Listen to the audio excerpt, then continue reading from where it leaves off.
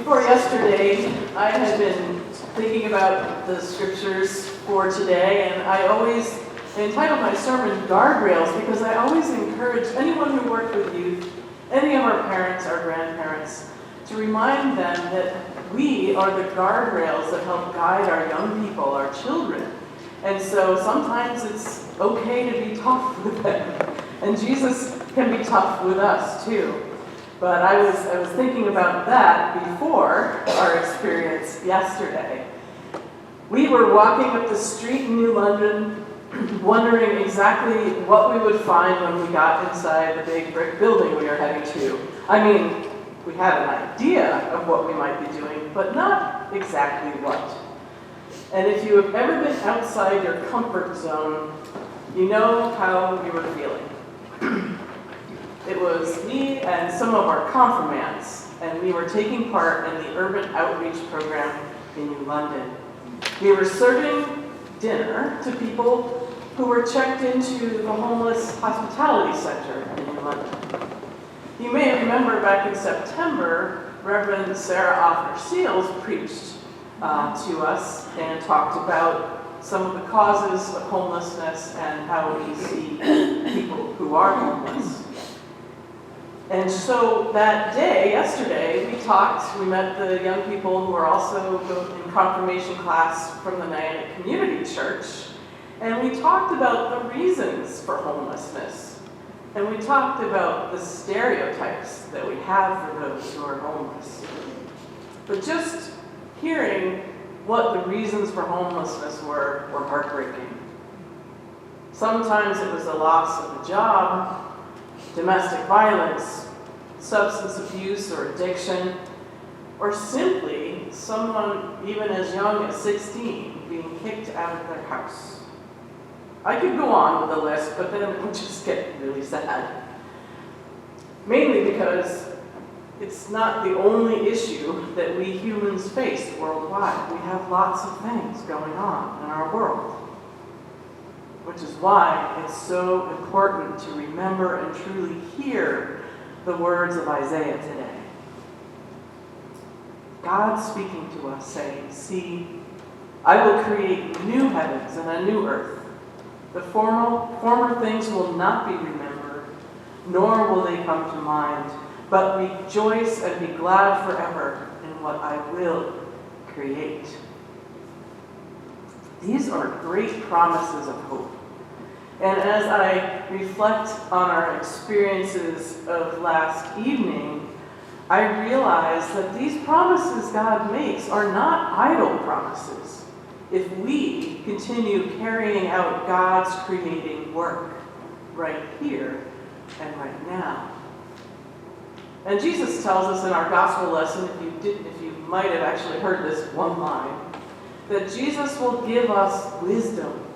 Jesus gives us words and things that we can do, how we are to act and be in our world. And so if we tie that in with God's promise of hope through Isaiah, that we realize that God's creating of a new heaven and a new earth happens right here, right now, with us in what we do and how we treat each other.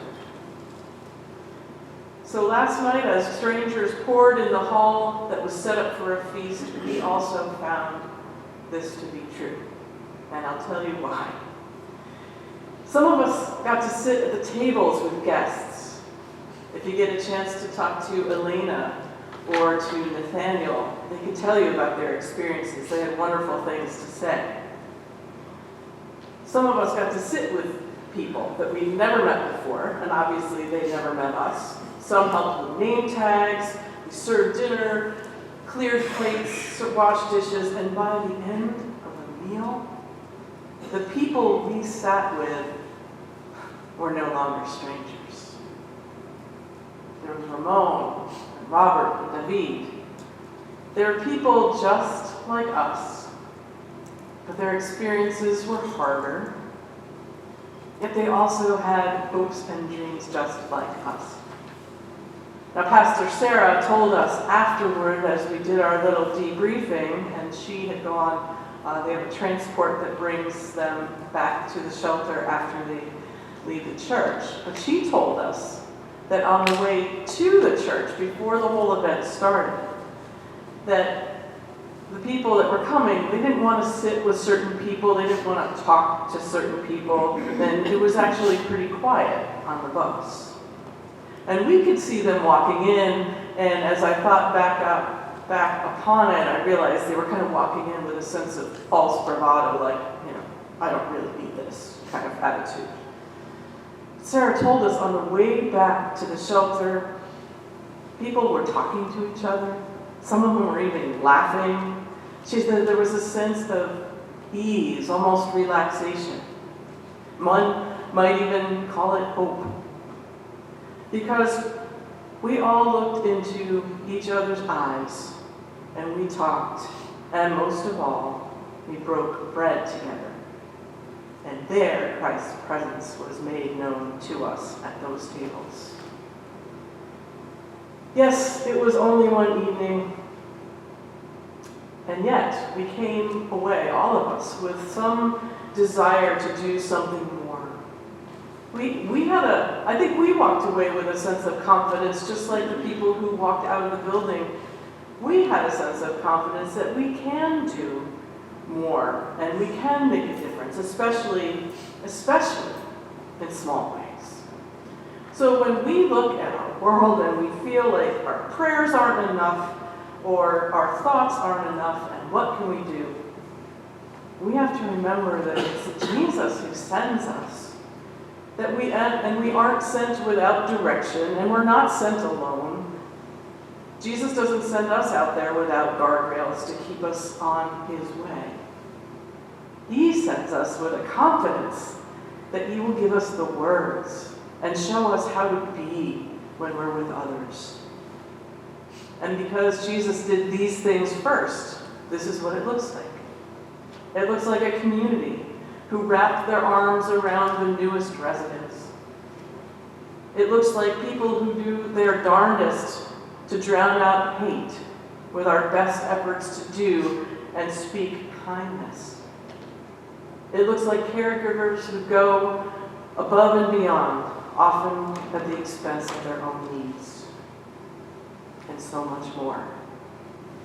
So may we be heartened in knowing that promised prayers and God's promises are not empty promises, that those who walk alongside are pitching in to help in the ways they can, in the ways you can, that we help others in crisis and in other times.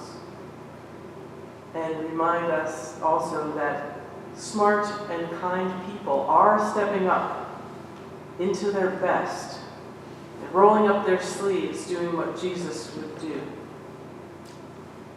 So remember that God's promise of hope comes into the world through us.